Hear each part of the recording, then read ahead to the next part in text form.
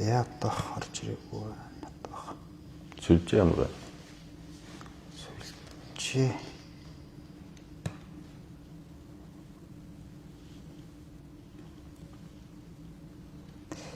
За одоо ороод ирж байна.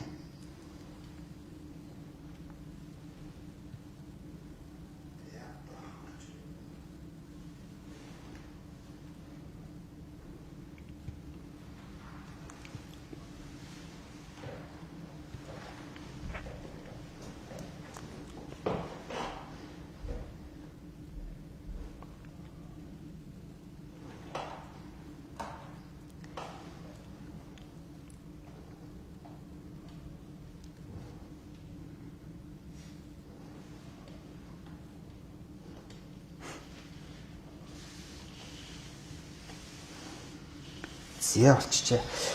За сайн байцгаана уу хүндэт үзэгчдээ та бүхэнд ороо мэнд хүргэе. Тэгэхээр өнөөдөр бас нэг сонирхолтой зочин дээр одоо бид бүхэн хүрэлцээрсэн байна. Тэгэхээр юуны өмнө одоо манай шууд нэвтрүүлэг болвол за тод мэдээ сайтын үндсэн пэйжээр болон за хөгжүүлэгчтэй холбооны пэйжүүдээр ингэж давхар цацагдана. Тэгэхээр өнөөдрийн манай шууд ярилцлагт за Ардчилсан намын гишүүд дэмжигчтэй холбооны тэргүүн за Хасватар байх болно. За сайн байна уу та? Сайн байна. Орой. За ороо минь сайхан үлдэж байна. Сайхан үлдэж. За тэгэхээр манай ярилцлага бол шууд явж байгаа тий. Та бол одоо ингээ харж байна тий. Шууд гэдэг чинь баг шудрага ярихын нэр гэж бас яриад байгаа шүү дээ. За тэгэхээр хоёулаа сайхан энгийн сайхан ярий. Яг нь одоо улс орнд болж байгаа нөхцөл байдлын талаар тийм үү? Ялангуяа таны өнөөдрийн бас акцийн талаар тий. Бас үзэгчтэй нэг зөв ойлголтыг бас өгөхийг бас хичээе. За тэгэхээр за хоёулаа хамгийн сүүлийн юугээс л эхлэе. За өнөөдөр та хэвлэн баггуурал хийлээ. За бас нийгэмд баггүй шуугаан тарилаа тий. За таны хич Ардчилсан намын биш юм биш гэдэг одоо зөндөөл явлаа тий. За энийг бол хоёулаа дараа нь ярив. Зөвөр ер нь бол та нэг агуулгын хувьд тийм үү? Сэтэл санааны хувьд тий. Ер нь одоо үндсэн зорилго нь юу юм тийм үү? Энэ талаар ярих хэл. За тэгэхээр өнөөдөр бол Ардчилсан намын гишүүд дэмжигчтэй холбооноос Ардчилсан намын дарга Лувсан намын ган төмрийг Ардчилсан намын гишүүнээс хаслаа хөөлөө. За энэ ямар утга учиртай юм болов гэхийг энийг одоо хэдүүлээ ярилцъя. Учир нь үүндээ гэхээр 1990 оноос хойш өмнө бол Монгол улс 70 гаруй жил коммунизм, социализм байгуулна гэж явсан. За энд бол одоо ганцхан намтай. Тухайн одоо Монгол Ардын хувьсгалт нам.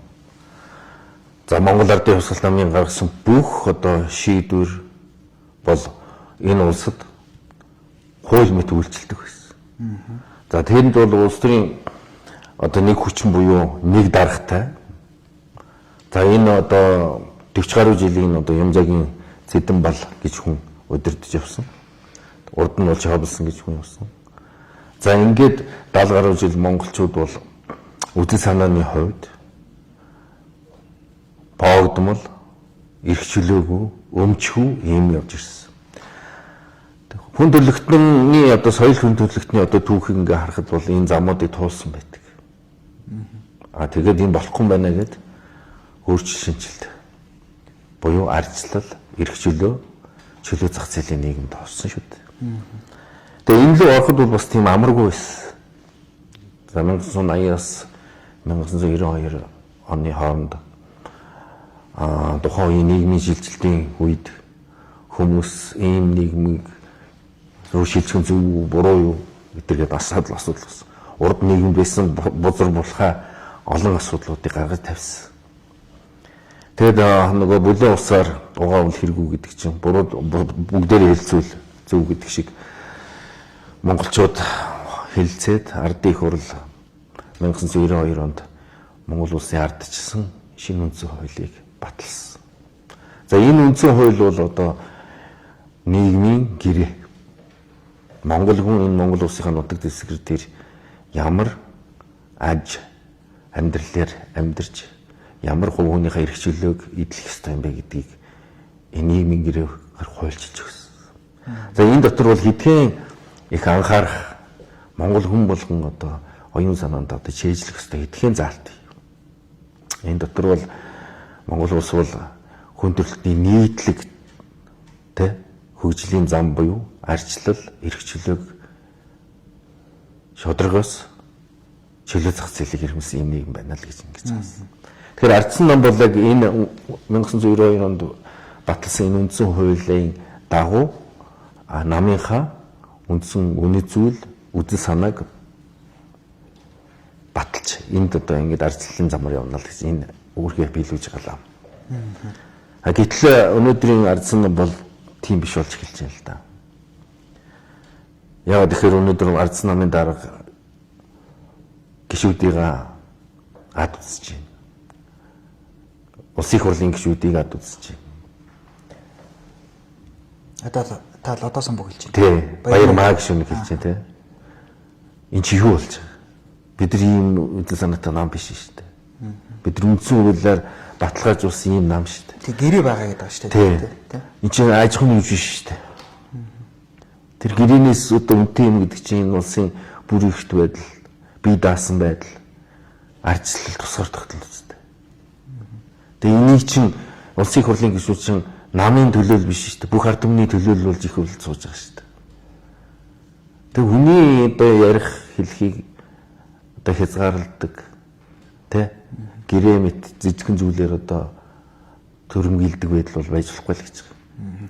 Тэгээд хамгийн гол асуудал нь бол энэ ган төмрийг намаас өгж байгаа хэд хэдэн үндслэл байна л да. Би бол ямар нэгэн зүгээр намын журам дөрм яриаггүй. Монгол улсын үндсэн хууль, үндсэн хуулийн 3.1, 3.2, 4.7, 39.2 гэдэг одоо үндсэн хуулийн заалтууд байна. Улсын их хурлын тухай хуулийн 4.1, 4.2, улс төрийн намын тухай хуулийн 7.1 гэдэг олон заалтуудыг зөрчиж хамтсан засгийн газар байх болсон. Энэ бол байж болохгүй асуудал. Ер нь бол энийг яг эрх зүйн хувьд нь сайн одоо шүмж өрнүүлээд хэлцүүлээд тодруулах юм бол энэ чинь бол төрийн эрхийг хууль бусаар авах үйлдэл шүү дээ. Сонгуул яах гэж явдаг юм. Улс төрийн намын тухай хууль, сонгуулийн хууль тодорхой байгаа шүү дээ. Улс төрийн намууд бол би улс төрийн сонгуульд өрсөлдөнө. Үгүй бол хамтарч эмсэл байгуулж өрсөлдөнө. Ардсан нь бол Монгол ардын намтай эвсэл байгуулаагүй шүү дээ. Тустай өмөрийн хөтөлбөртөө орсон. Тэгээд эн чинь нэгдээд явчихж байгаа байхгүй юу. Тэгээд их худлаа юм ярьдаг. Улс орны хөгжил гэдэг ингээд хүмүүсийг хуурдаг. Зөвхөн энэ одоо ингээд улам л 6хан сарын дотор эдний одоо булхан илэрч ер зүгээр албан тушаалын төлөө явж исэн юм байна гэдэг. Нөхөө үзэл санааг дэх үндсэн хуулийг одоо хэрэгжүүлэх энэ бүх зүйл одоо алга боллоо шүү дээ. Тэгэхээр ийм олон үндслүүдээр энэ намын дарга байх чадамжгүй юм байна. Нэгсэндээ ардсан намын энгийн 203 мянган одоо гишүүний тэр сэтгэл үзэл санааных нь одоо сэтгэл зүрхэнд нь байдаг үзэл санааных нь тэр намын дарга биш байна л гэж байна. Тий. Тэр яхаа одоо ингээд хоёулаа яриагаан зэгстэй болох уднаас би зүгээр танаас ингэж асууя л да. Ардсан намын гишүүд дэмжигчдийн холбоо гэж штэ.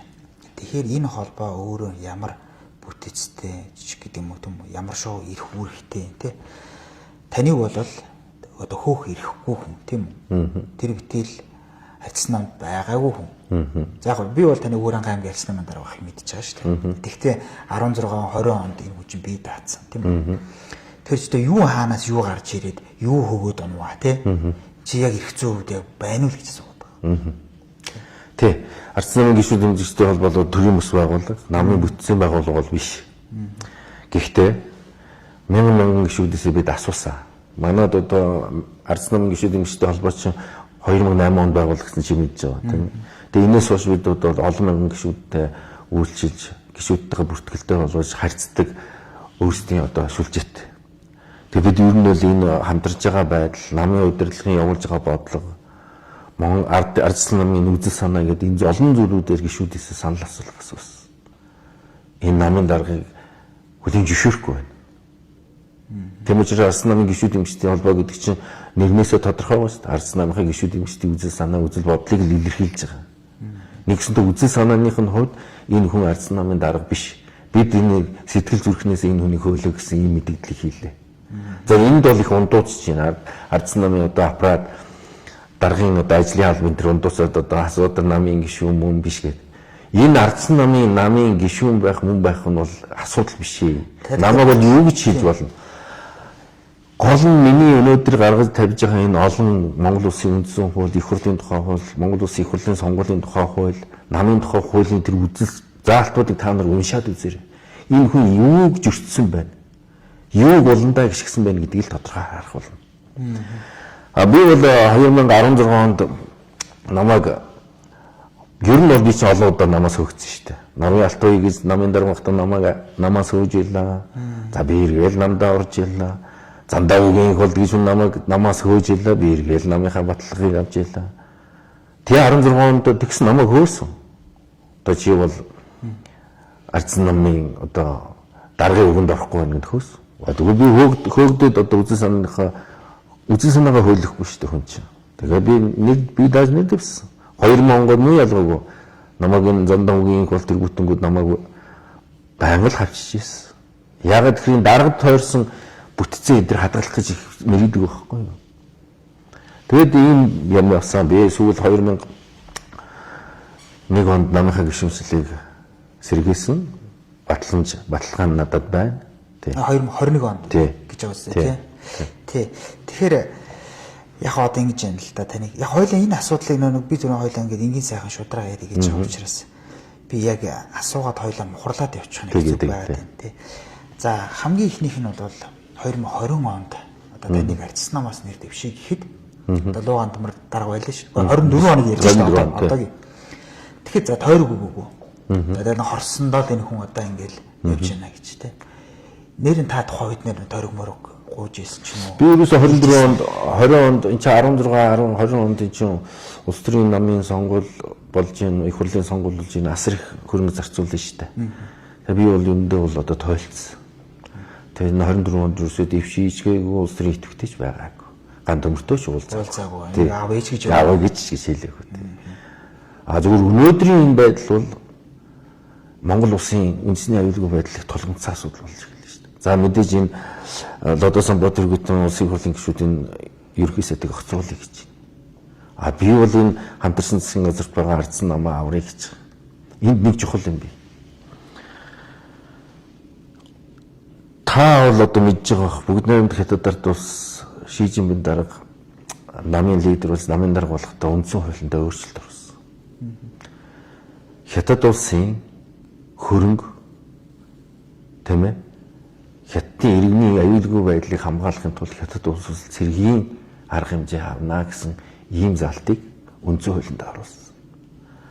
За одоо энэ China Energy компанитай хийж байгаа 5-7 гэрээ бол Монгол улсын засгийн газар Хятадын төрийн эмчит компанитай хийж байгаа засгийн газар хоорондын гэрээ болж байгаа хувирж байна. Энд шууд бүгд найрамд Хятад улсын ашиг сонирхол Монгол улсад бодиттойгоор бий болсон. Ард түмэн 5-7-га аварна гэд ингэхэд асуудал үүсгэд оюун эрдэнэ хариуцах. Хятад улс гэрээгээ хамгаална гэд альва асуудал үүсвэл юу болох вэ? Бид нар нөгөө Жэнко Батулгын тэр төмөр замаар танк оруулж ирдэг гэдэг чинь бол ард түмнийг хуурж исэн, төөрөгдүүлж исэн. Одоо бол эн чинь бодит байдал руу явж эхэлж байна шүү дээ. Энийг нэг хүн анзаарсан уу? Би одоо энэ хөрөлсөх ерөнхийлөгч хэрвээ анзаардаг бол энэ сайт мэдээллүүдээр гарч байгаа зүйлүүдийг анзаарж байгаа бол энэ бүгд найрамд Хятад ард улсын үндсэн хуулинд оруулсан энэ залт чинь өнөөдрийн 5-7 гэрээт ямар нэг нөлөөлөл бий болох юм биш үстэй. Үндэсний аюулгүй зүйлээр энэ тухай ярилцсан уу? Яагаад одоо энэ Хятад улсын тэрийн эмчит компанитай хийх гэж байгаа 5-7 гэрээ ил тод биш вэ? Одоо маргааш ерөнхий сайд чи очиж гарын үсэг зурах гэж шүү дээ. Энд Монгол улсын засгийн газар бүрэн бүрэлдэхүүнээр очиж анх удаа хөлийн чандад засгийн газрын хуралдааныг хийлээ шүү дээ. Та мэдж байгаа ба? Монгол улсын ерөнхий сайд, тэргүүн шадар сайд, засгийн газрын гишүүд Шанхайд очсон тий? Цогцгөрлөө явж байгаа шүү дээ танаа. Очсон тий та саяхан хэд хоног юм очиж ирсэн шүү дээ. Засгийн газар бүрэн бүрэлдэхүүнээр Хятад улсад хурлаа хийлээ шүү дээ. Хөлийн чандад. Энэ юу болж байна? Энэ Монгол улсын бүрэн бүтэн байдал, бие даасан байдлыг эдгээр юу юу гэж ойлгодог хүмүүс. Тэгээ халавч нь одоо зүгээр хандрахаар төсөл явдаг гэж. төслөөс ирэх зүйл байна шүү дээ энэ усад чинь. Эдгээрээс төсөл хийх нэрийг дандаа мөнгө иддэг. Эхнийх нь уршиг арилаагүй. 5-7 нүүрсийг төрийнхэн хуваагаад ицсэн те 60 их 80 төгрөг. Жидүү, хөгжлийн банк, ногоон автобус 600 тэрбум төгрөг. Энд чинь надад төсөл шүү дээ. Одоо энэс хэдэн их 80 хэдэн жава төгрөгийн асуудал яригдчих. Эдгээр хариуцлах хүлээх чадвартай хүмүүс биш. Яг тэгэхээр үзэл санаа, үндсэн хуулийг эдгээр хэрэгжүүлдэг хүмүүс биш учраас. Хэрвээ үндсэн хуулиа уншдаг тодорхой улс төрийн шийдвэр гаргах гэж байгаа бол хууль тогтоомжуудаа мэддэг хүмүүс бол энэ төрт ерөөсөө ийм шийдвэр гаргах ямар ч боломж байх. Ийм хатуу байр суурьтай байна. Тий. Тэгэхээр яг одоо ингээд бид түрүүн танаас бас асуусан тэгээ яг өргөжлүүлээд асууж. Хамтарсан засгийн газар тийм үү? За яг би таныг одоо бодлого ярьж байгааг би ойлгож байна тий. Тэгээ би бол бас арай өөр асуулт асуух гэдгийг бас ойлгож байна. Гэхдээ яг энийг ойлгох ухралч. Хамтарсан засгийн газар танаа намын ялангуяа таны үеийн залуучууд зөндөө ажилд очлоо шүү дээ. Янз янзын дарга боллоо, янз янзын сайд боллоо тий. Тэгээ мөн л адилхан ялгаагүй таны очиг болохоор л тий. Ийм яриад энэ гомдгосдын нэгээ гэдэг байгаа шүү дээ. Тэр энтэй бас санал нийлэх үү? Үгүй одоо энэ одоо цусан мөртэй намтай одоо хамтарж яхад тэнд очиж альба ашигна гэж одоо миний одоо оюун бодолд тийшээ хөглөгдөхгүй байхгүй. Би хизээч тийм баг. Энд чинь миний өвд эцсийг устгасан нам шүү дээ. Миний 2 ч одоо лам байсан өвгөн. Тэр олон өмч хөрөнгө хураасан. Цустай мөртэй нам шүү дээ. Улаан нам шүү дээ. Улаан цэнхэр 2 нийлдэг усгал 2 зохицдоггүй шүү дээ дөө маань. Тэр яг хоо эдгээр чинь нэг юм арьсан хамгаалах гэж намайг одоо гомдлоо би эдэрт уулзаагүй. Би баярч хүргээгүй. За окей ялгалаа. За та тэр хамтарсан засгийн газрын тухай ярьсан тийм. Яг бол энэ бол хамтарсан засгийн газар бол одоо тэр Шинэ Зеланд одоо эсвэл Израиль тэр шиг ингээд яг хамтраад ингээд хөгжөөд ирсэн бас түүхүүд байна. Тэр олон улсын жишг мишгээ харалтаа та нар гээ тийм. За яг нөгөө Баяргаан засгийн газрын үед бол яг стандарт ус мус гэж зөндөө яриа байгаа шүү дээ. За гэтэл одоо нөгөө танаа намын дарагч юм л ярьж байгаа шүү дээ. Нөгөө хурдтай хөгжлийн төлөөх зориг гэ тийм. Бид нар энийг нь дуусгах маар биш. Чи гэрээтэй шүү дээ. Эний чинь тэгээд салаа явж дүгнэх асуудал гарна шүү дээ. Тэгээ ийзээ хаан хин дүгнэх яах вэ тийм. Тэр үр дүнгийн үцмэр биш гэдэг байгаа байхгүй. Тэгтэл Долоосон боо тэргүүтээ одоо Баярмаа гişүү тэргүүтээ бол 5-6 сар боллоо шүү дээ л тийм ээ. Гэж тийм. Тэр хугацаа нарай болоогүй юм шүү гэж таарах үнцэг байна уу? Үгүй ерөөсөө анханаас хууль зөрчсөн учраас нийц үзэл санаа нэг зөрүүтэй тэ үзэл баримтлалын зөрүүтэй юм яваад байгаа. Ерөөсөө хамтарч л болохгүй. Яагаад тэгэхээр бид хуулист Монгол улсын үндсэн хууль, эрх хурлын тухай хууль, сонгуулийн хууль. Ард түмчин ардсан намыг эрхвэр гэж санал өгөөгүй үстэй. Чи эрхвэр гэж санал өгсөн гэж бодож байна уу? Үгүй одоо тийм учраас эрхвэрх гэж сонгуульд орж байгаа л. Тийм эрхвэрх гэж ордог. Гэхдээ олон хусан нам засгийн эрхээ барьж мөрөөр хөтөлбөрөөр хэрэгжүүлдэг. Ийм л хуультай шүү дээ. Хууль нь тийм. Тийм, хууль нь тийм. Тэгээд ардсан намд өгөөгүй шүү дээ. Хэрвээ ардсан намд одоо эрхвэр гэсэн бол олон бол ардсан нам засгийн газар байгуулах ёстой шүү дээ. А тэгээд эдгээр нэг юм хөгжил энэ төргээд нэг юм яриад хууль зөрчсөн байдлаа ингээд нэг яг ийм шилний цаана ингээд модон чихэр үзүүлчихэд ингээд ард түмнэр долоолгож байгаа. Хөгжлийг хэн авчирдаг гэхээр ард түмэн л авчирдаг. Ирэх чөлөөтэй эдийн засгтэр суурилсан чөлөөт зах зээлийн эдийн засгтай ийм иргэдэл. Тэгэхээс төрн дээрэмддэг дээрэмчин төртөө төр улс хөгжиж байхад хөх байхгүй шүү дээ. Яг гоо эдийн шилэн байшингаа харагдахад гоё байлдаг. Оюун санаа нь хөгждөг байхгүй. Хүн төрлөختний чинь хамгийн чухал юм тийм шүү дээ. Оюун санаа нь хөгжиж энэ байшин гэж чинь барьдیں шүү дээ. Тэгэхээр яг бид нар ингээд нэг хөгжил ихээр ингээд нэг хэдэн уурхай ашиглалтанд оруулах энэ төр гэж бодоод байгаа. Зөвлөлтөө уурхай ашиглалтанд орох нь зөв. Гэтэ тэрийг дээрэмдэж болохгүй байхгүй. Дээрэмдэж болохгүй. Одоо чи мэдж байгаа би одоо алтан гэрлгээд хууль зүйн сайд ардсан намд хөтлөж оруулж ирсэн. Надад яг тийм үү тэр түүх гэсэн нь шүү дээ. Арал над дээр ирээл одоо би улс төрийн намд одоо улс төрийн нийт төтгөлтэй байна. Тэр хэдэн он байсан? Энд чинь 2011 онд л байсан шүү дээ тий. Тий, тэгэл анх Алтай ууг дээр дагуулж ирвэл намынхан баталгаа явал одоо зургамч байдیں۔ Гэтэ би яг тэр юм зураг мөрөг үзүүлэхгүй л дээ яг тий. Тэгж би тийм хүн шантаж. Гэтэ гол асуудал нь энэ өмч хураана гэдэг асуудал байна. Тэр хуулийн бол эсрэг үү тийм үү? Би эсрэг байна. Ер нь бол хуулийнхын эсрэг биш. Үзэл санааныхын эсрэг. Тэр хуулийн үзэл санаа гэж байгаа шүү дээ. Үндэслэгүүгээр хөгжсөнийг яагаад хурааж байна? Үндэслэгүүгээр хөрөнгөцсөн тухай эрүүгийн хуулийн дээр байгаа шүү дээ. 7 дугаар зүйл дээр. Үндэслэгүүгээр хөрөнгөцсөн бол энэ өрнгийн хураана л гэж. Улсын төсвөд давна л гэж. Хууль байгаа. А яагаад би эсрэг үзээд байгаа гэхээр 1928 онд коммунжуулах хөдөлгөөн Монголд өргөсөн. Тэгээ ингээд ард түмний чинь одоо мудраган баячууд гээл тэг хүрээ хэдийн жасыг хураагаал те. Энэ баячууд баа энэ ард түмний өмч гээл ингээд хураагаад ирсэн. Тэгсэн яасан манай өвөр хангаа, ар хангаан дараа дэврээ хөвсгөлд бослогууд болсон шүү дээ. Энд чинь ерөөсөө өмч хамгаалсан тэмцлүүд байсан шүү дээ. А тэгээ эцэст нь бол эдэр бол одоо зүгээр хувьсгалын эсрэгүүгээл ингээд нэр цол өгсөн. Тэг яагаад энэ алтан гэрэл энэ зүг рүү яваад байгаа гэхээр би сайн мэдэж байна.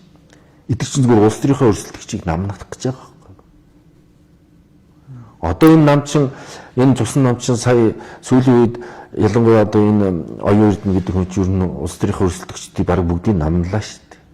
Яг өөрөө ижилхэн шүү дээ энэ өөрсний асуудал асуудалд бол энэ үчи өөр засгийн газар хэрэглэх газар дээр энэний одоо мэдгүйгээр тэ хормоо дугуйр нь хийсэн ажил гэж энэ Монгол улсад байх боломжгүй.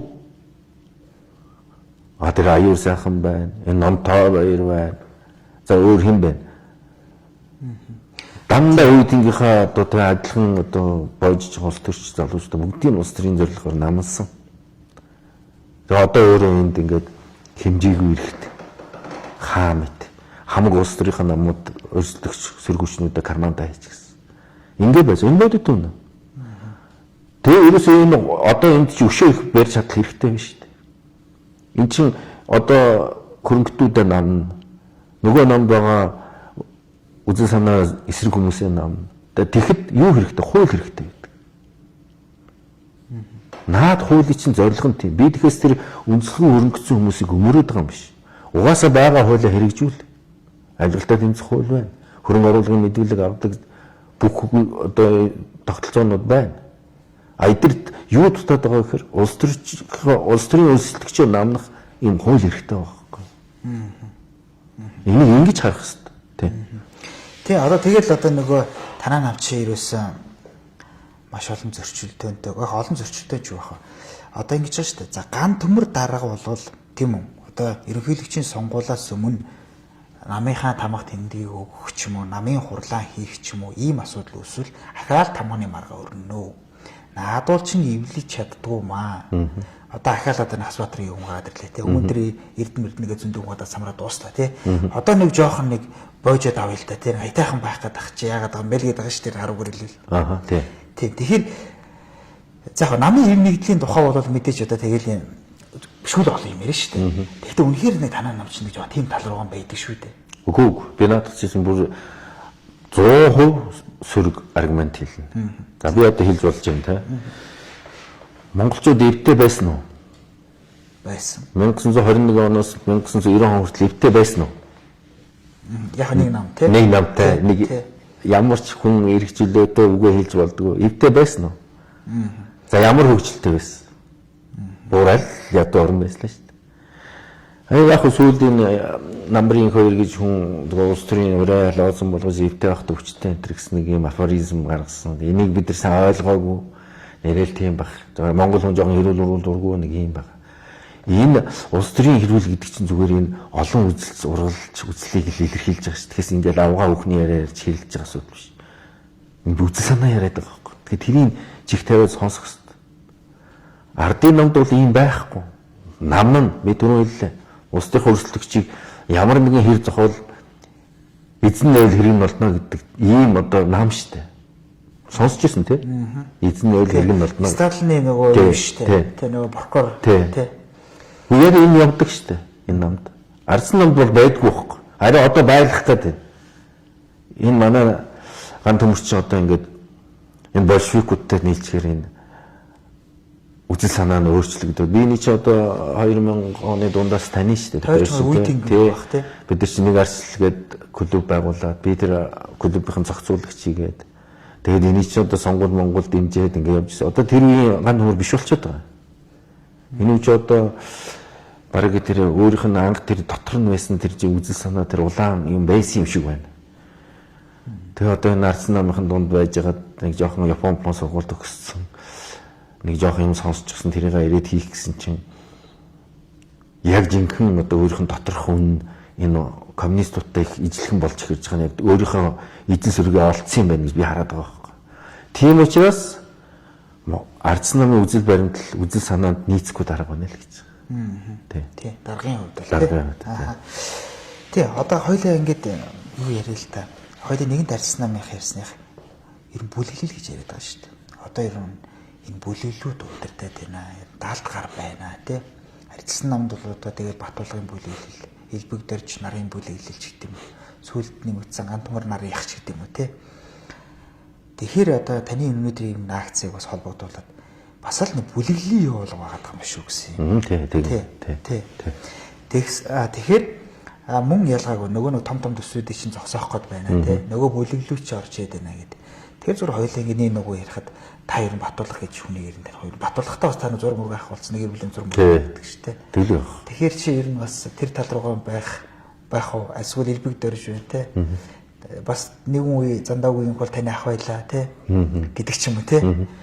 Тэгэхээр тань бүлэглэл жишээ та ямар бүлэглэл те. Тэг яг зүгээр намайг бол ингээл үгээ хэлэл ирэхээр хүмүүс нэг хүнд наах гэж л болно. За нэг хэсэг бол зандаагийн бол тийм хүн байна л гэдэг байсан. Новын алтуугийн хүн байна л гэдэг байсан. Жэнко батлагын хүн байна л гэдэг байсан. Элбэг дөржийн хүн байна л гэдэг байсан. За тэр бол нэг гол биш. Тэр намайг юу гэж хэлэх юм нэг сонирм биш. Зүгээр энэ бүлэглэл гэдэг юм чинь тэгтээ байгаа биз дээ. Бүлэглэл гэдэг юм чинь бол байж болно шүү дээ. За. Бүлэглэл гэж байж болох байхгүй. За. Ягаад гэвэл Монгол улсын үндсэн хууль дээр чинь хүмүүс үзэл санаагаараа эргэлт нэгдэх юм байгаа шүү дээ. Тэгэхээр бүлэглэл нь жухамхуу энэ улс орны эрх ашигт нийцэж чадж байгаа юу гэдэг л асуудал. Гэхдээ тэр ядгаа чи одоо 5 хүүхэдтэй айлын гэрт нэг 2 нараар хийдэг шүү дээ. Гэхдээ 5 хүүхдийн чи октод наавтайгаа ойр хийдэг шүү дээ. Зарим хүүгүүд нээжтэйгээ ойр хийдэг. Хүн гэдэг амьтны чи мөн чанар нь байхгүй. Өөр өөрснийхөө тэр эрх ашигаар нэгдэх гэдэг чинь. Тэр нь хуульд нийцэж байна уу юу гэдэг л асуудал. Бүлэглэлийг үзэж юурээс болохгүй. Бүлэглэл байж болно. Одоо эдийн засгийн ашиг сонирхол байж болно. Чи Монгол улсын эдийн засгийн суурьж ярьсан чөлөөт эдийн засаг шүү дээ. Чи хаана мөнгө хийх боломж байна. Тэгээ хуу хамаад өөрсний болгоод ард түмэнд юу ч долоолохгүй байна, өгөхгүй байна л гэдэг шүү. Гэнэ тэгээ хуулиар хэрэгжүүлдэг. Чи татвараал авна шүү дээ. Тэгэхээр сүүшин одоо ингээд энэ өнөөдрийн ярьж байгаа одоо манайхын сони юм ярьдаг. Би одоо Япон улсад эдийн засгийн мэргэжлэр одоо эдийн засгийн эрх зүйн философор докторант байна. Энд одоо юу гэж үздэг вэ гэхээр байгалийн баялаг гэдэг манайх яриад идэг. Эн чинь бол баялаг биш шүү дээ. Эн чинь бол зүгээр ашигт малтмал эрдэс байхгүй. Одоо бид хоёрын сууж байгаа энэ газрыг ухахад энэ дотор доор юу ч байж магадгүй. За энийг чинь хайм гэдэг чинь асар их хөрөнгө оруулалт хэрэгтэй. Өрөм тавина. Тэн чинь технологи хэрэгтэй. Гаргаж явсныхан дараа энийг олборлох хөрөнгө босгох хэрэгтэй. За тэгээд нэг юм чүү хийж итэл дэлхийн зах зээл дэх энэ ашигт малтмал эрдэс баялагын одоо үнц нь ямар байна гэдгийг шалтгаална. Тэгээд энэ чинь хөрөнгө оруулалт хийж ухаж гаргаж ирээ боловсруулаад тэрний дараа нь баялаг болдог. Тэгэхээр биш ингээд хүмүүс одоо баялаг энэ төргээд худлаа яриад ингээд үнэлээд иж юус болохгүй. Ерөөсөө Монгол улсын одоо ашигт малтмалын тухай хууль гэж байгаа шүү дээ. Баялагын тухай хууль гэж байхгүй шүү дээ. Зүгээр үндсэн хууль бол хэд хэдэн заалт биш шүү. Газрын хэвлий болон газар дээрх амьтан ургамал хүн амьтан те энэ ард түмэн нийтийн өмч байна гэж байгаа шүү дээ. Тэр нийтийн хэлээр та санал нэгсэн 6-2 дээр. Яаж бол энэ паблик хэл гэж хэлж байгаа шүү дээ. Нийтийн хэл гэж байна. Тэгээд энэ дээр нэг юм байгаа юм. Тэгэхээр мал үндэсний баялаг өгөөд төрийн хамгаалтанд байна гэж үг байгаа шүү дээ. Үндсэн хууль дээр. Энэ баялаг уу? баялаг штэ. Нөгөө бидний ойлголтоор бол 34% төр авнаа гэд явуул яг энэ чинь авсан штэ. Нэгдэлч хөдөлгөөн гэдэг хувийн маллыг авсан штэ. Одоо мэдэн үстэй нэгдэлч хөдөлгөөн гэдэг. Тийм нэгдэлч хөдөлгөөн. Гэхдээ эн чинь дандаа тэр хуулиар ингэж хөөдөг байхгүй юу? Өө наадах ч одоо ер нь явж явж байна. Энэ мал гэдэг чинь улсын баялаг юм байна штэ. Тийм учраас хурааж авнаа. Угаасаа хурааж исэн. Та нар зүгээр өгсөн мэт дээ нэгс. Одоо буцаагаад 34% авна гэж магадгүй байхгүй. Тэгэхээр энэ хуулийг ингэж мушигддаг энэ тайлбар бол явж явж дандаа аюул учруулдаг. Бид нар энэ замыг туулсан. Тэгээ дахид туулж болохгүй шүү дээ. Хүн төрлөخت чинь түүхээ бичиж үлдээдэг байхгүй. Эртний ромчууд түүхээ бичиж үлдээсэн. Тэр түүхээ уншдаг учраас бид нар хаана алдсан байна, юун дээр онсон байна гэдгийг бодож ийж энэ улс төрөө явуулдаг байхгүй. А тэгэхээр бол нэг Ганбаатар гэдэг хүн ч гэдэг юм уу, Батурлаг гэдэг хүн гоё болгон харагдахын тулд энэ хамаагүй замраагүй ярьж болдгоо шүү дээ. Тэгэхээр энэ хөрөнгө оруулалт гэдэг нь ямар чухал вэ те? Энэ чинь ухаж гаргаж ирээ боловсруулсныхаа дараагаар энэ чинь баялаг болт юм байна. А тэндээс нь ард түмэн юугаар татвар авдаг вэ гэхээр тэр роялти гэдэг байгаа те. Ашигт малтмал ашигласны төлбөр, татвар энэ бүтцүүдээр авдаг байхгүй юу?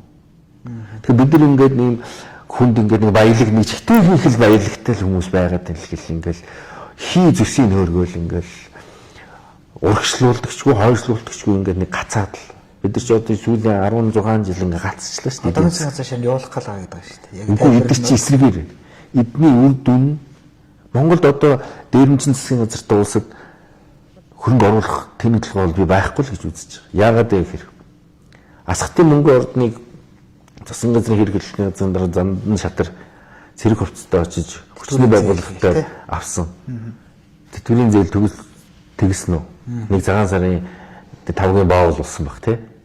А тэр чинь зээл төгсөн л тий. Бас одоо тэгвэл одоо тэр асхтын мөнгөний од гэдэг төрийн өмчт компани 810 тэрбум төгрөгийн өртөө өнөөдөр маргаашгүй дефолт буюу дампуурлаа зарлах гэж байна. Тэгээд энийг сая засгийн газар дээр бүр асуудал болгож гарч ирлээ. Юуны хор уршиг. Нөгөө баялаг гэж хөөрөгцөн хэдэн төгрөгийн хөгччүүдийн тэтгэвэр тэгэлсэн. Одоо тэр үед эдэд дууцсан л баг. Би хөгччүүддээ хэлж байгаа юм.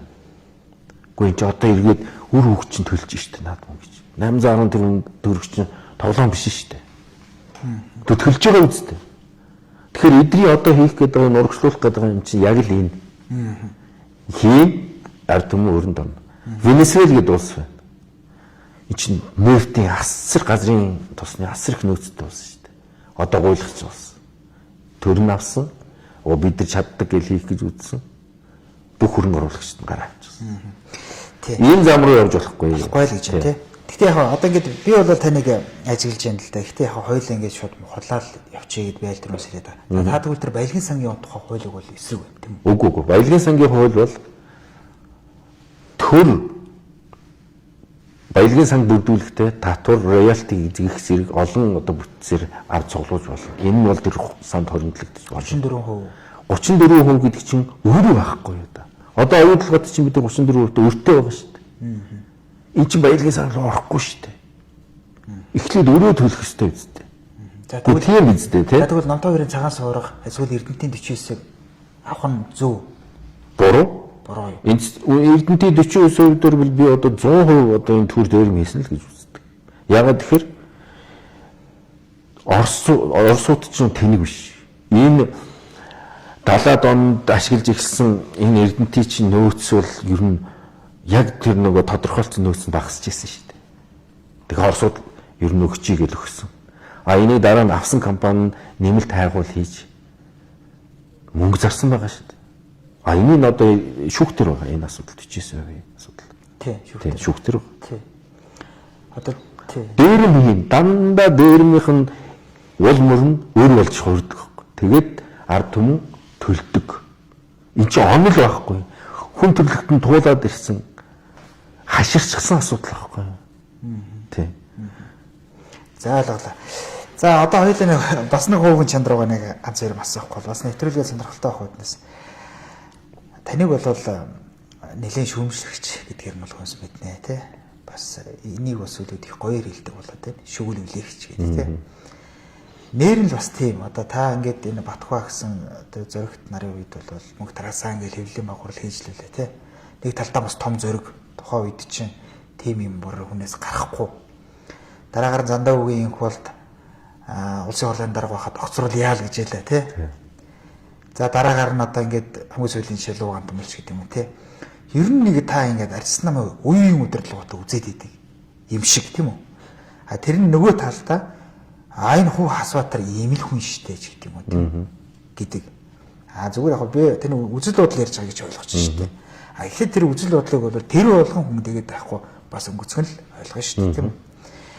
Тэгэхээр тухайн үед бол арьсан намын гэхээсээ илүү арьчлалын үнд зүйлээс тэр бүгд л хурж исэн учраас та тухайн үед төвсчлээсэн гэж ойлгох. Тий, тэгж болно.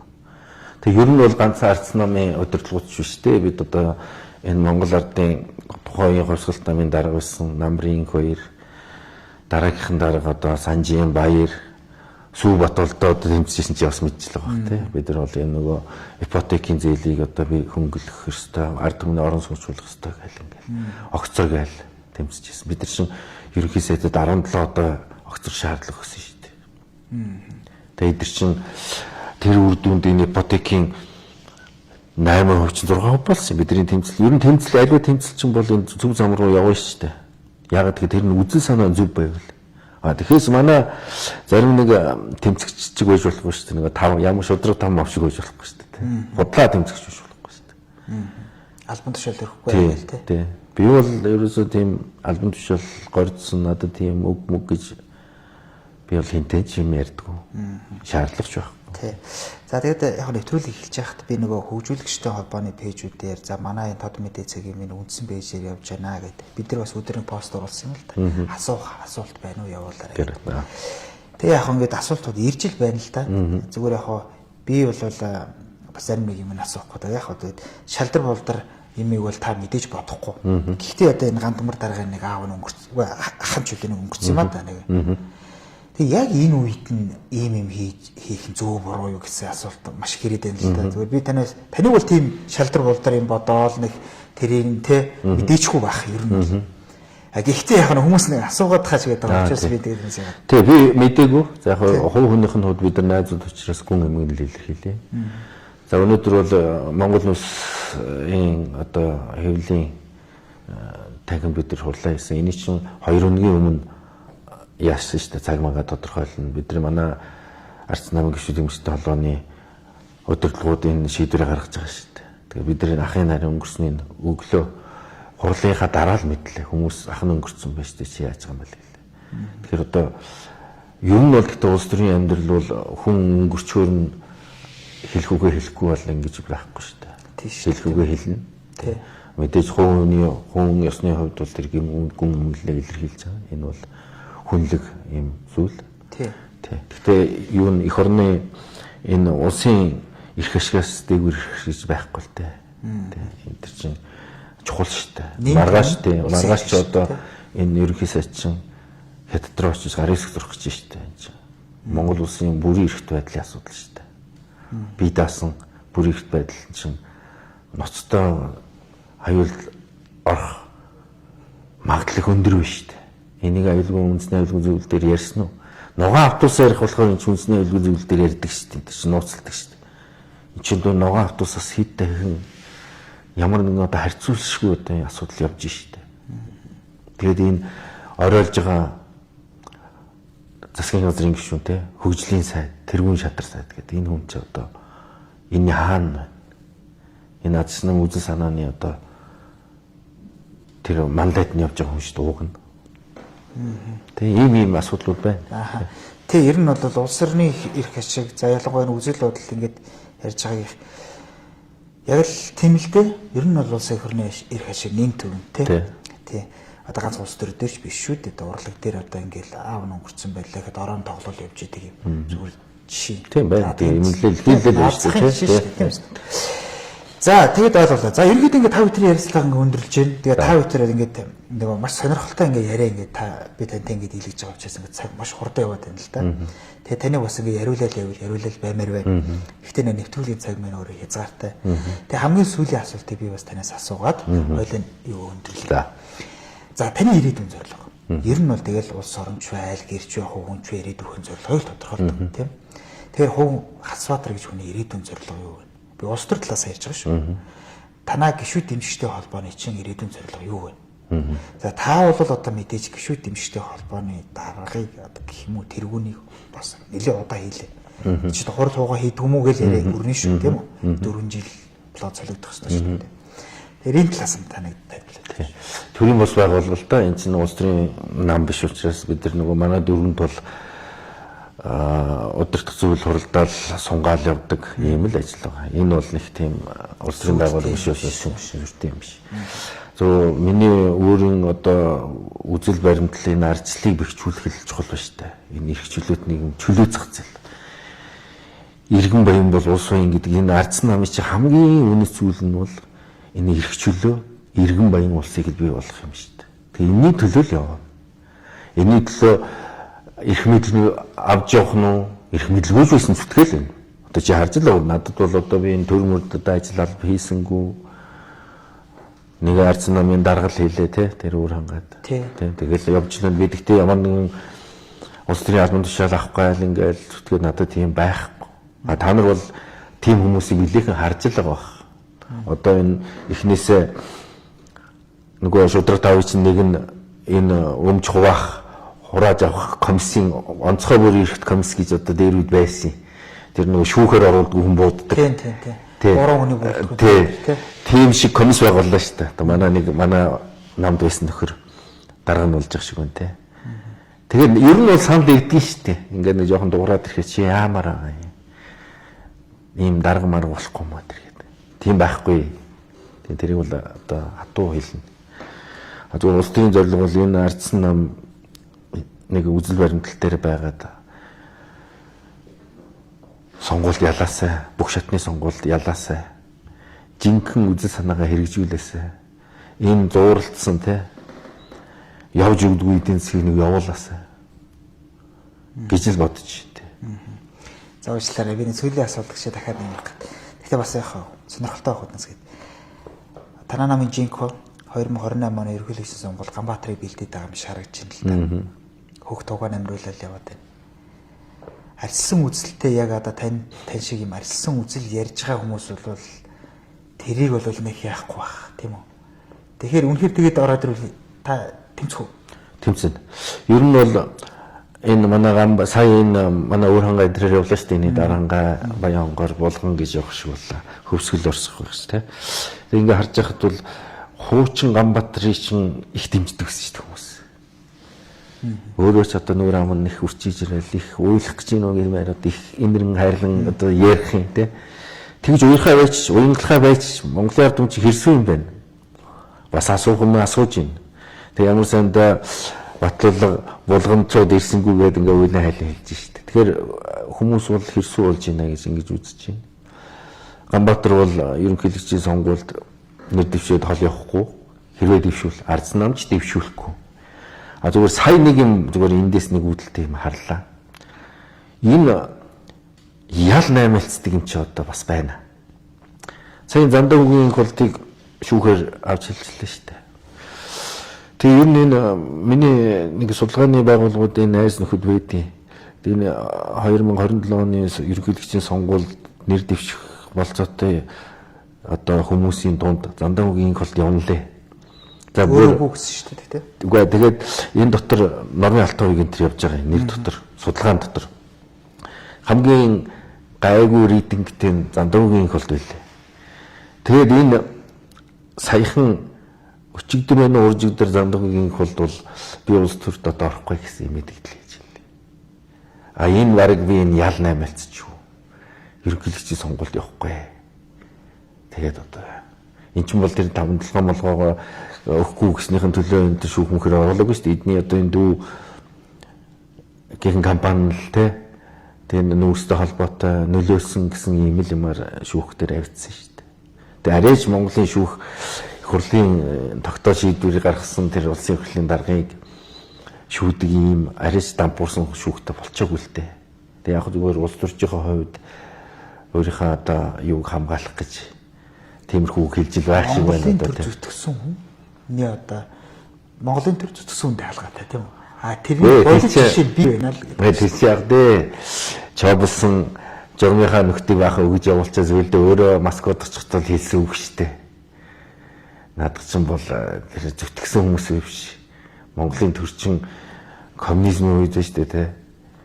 Дандаа л Оросын талд байсан хүмүүсээ өөдөнд очиж Оросын эсрэг байсан хүмүүсээ алтгал байсан штэ. Тийм л наад үг чинь бол тийм нэг үнэн үг бол биш. Тий. За баярлалаа. За баярлалаа. За ингээд таны цаашдынхаа ажилд амжилт хүсье. За тэмцлийн чинь ажилд амжилт хүсье гэхээсээ илүү тийм үү? Та бас шудраг тэгээд бас шүглүүлж яваарай гэж хүсье. За ингээд бидний ярилцлагыг өндөрлөө. За ингээд тод мэдээний сайт болон за хөгжүүлэгчтэй холбооны пэйжээр давхар засагдлаа. Ингээд бидний ярилцлагыг анхаарал тавин хүлээн авч үзсэн үзэгч та бүхэндээ баярлалаа. Тод мэдээ сэтгүүлч Билгүүтэй байлаа.